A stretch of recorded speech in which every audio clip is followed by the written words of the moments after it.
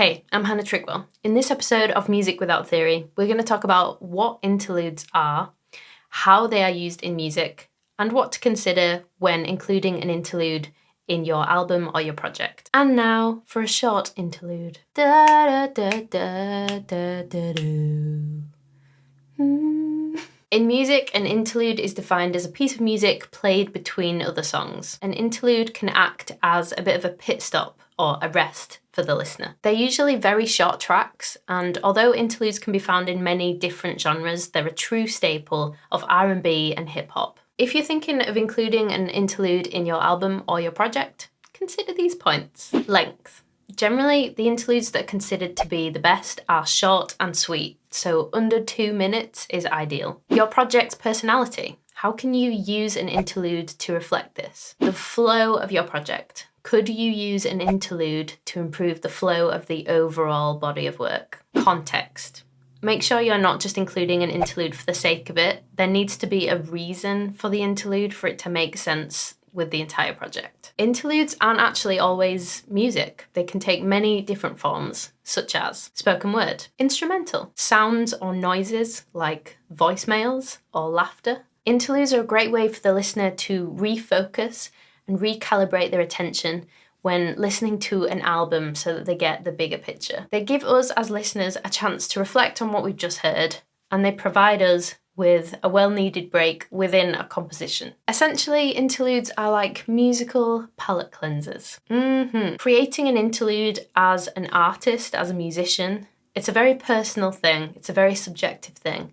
I don't think there's necessarily a right way to go about it, but I do have a top 5 things to think about when you're creating and including an interlude within your album or body of work. Think about why you need an interlude. Is it to create momentum for the next song, or is it to give the listener a rest? An interlude is a great opportunity to connect thematic dots within a pair of songs. So if you have an interlude between 2 songs, think about how it's going to feel to the listener listening through those 3 songs completely and fully as an album or a body of work, an EP, whatever it might be.